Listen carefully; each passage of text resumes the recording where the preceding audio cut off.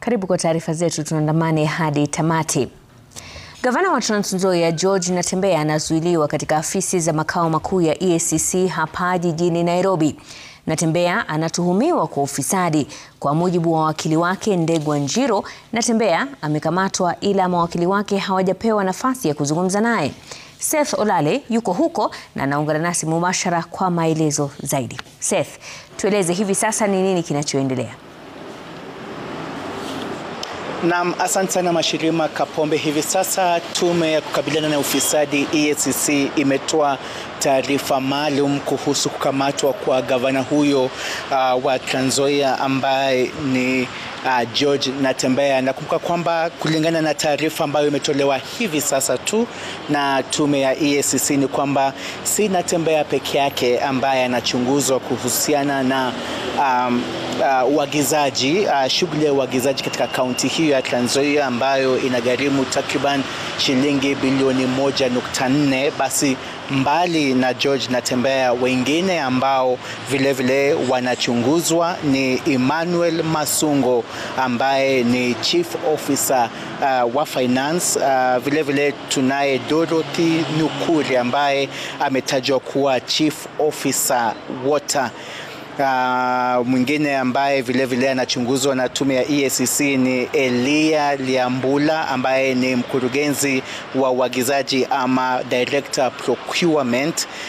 Vile tunaye Desmond Shivachi ambaye ametajwa kama contractor na ambaye anaaminiwa kuwa na ushirikiano wa karibu na gavana wa Trans Nzoia George Natembeya. Basi kama ulivyosema Mashirimba hapo awali ni kwamba hivi sasa George Natembeya anazuiliwa humu ndani katika makao makuu ya EACC katika jumba hili la Integrity. Hii ni baada ya kukamatwa kwake asubuhi nyumbani kwake hapa jijini Nairobi. Kumbuka kwamba mbali na hapa vile kumekuwa na shughuli ya upekuzi kule nyumbani kwake eneo la Trans Nzoia Kitale haswa, ambapo maafisa kutoka kitengo cha EACC na vile kutoka tume ya EACC na vile wakishirikiana na maafisa wa DCI waliweza kufika pale. Kwa hivyo hivi sasa tunasubiri tuone yale ambayo yatajiri, kwa sababu kwa mujibu wa wakili wa George Natembeya ambaye ni Njiru Ndegwa alisema kwamba wangali wamezuiliwa kutangamana ama kuzungumza na mteja wao George Natembeya. Na hii hapa kauli ya Ndegwa Njiru aliponena nasi hapo awali. Thank you very much. We are here to just brief you on what is happening. As it's all known that His Excellency Natembeya was this morning arrested and his houses were raided this morning.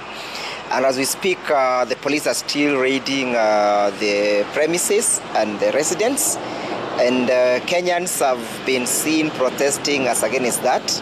So we followed our client to the EACC headquarters. But unfortunately, we are not allowed by the EACC officers to access our client. They say that they have brought him for statement recording, but he's not allowed to access any legal facility by the EACC. When we ask them why we are not able to access the client, they are saying that the director in charge of investigation is yet to decide whether or not the client the advocates will access their clients. So that's the current situation as we are here at the EACC.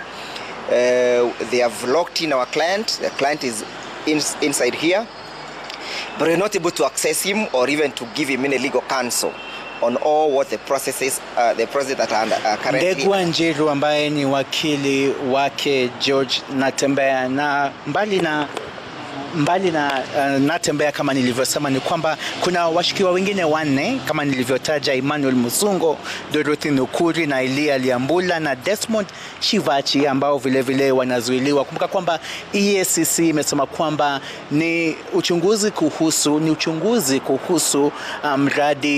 miradi 3 ikiwemo uwanja wa Kenyatta pale Trans Nzoia, na vile wanachunguza kuhusu kuhusu madai ya utumizi mbaya wa fedha katika ujenzi wa makao makuu ya Trans Nzoia, na vile vile wanachunguza kuhusu hospitali ya Tom Mboya iliyoko katika kaunti ya Trans Nzoia. Basi ni uchunguzi ambao tunausubiri tu hapa katika makao makuu ya EACC, na bila shaka mtazamaji, tutakujuza tu yale ambayo yanajiri kutoka hapa jumba la Integrity, na ambapo gavana wa Trans Nzoia George Natembeya anazuiliwa baada ya kukamatwa kwake asubuhi nyumbani kwake jijini Nairobi. Mashirima.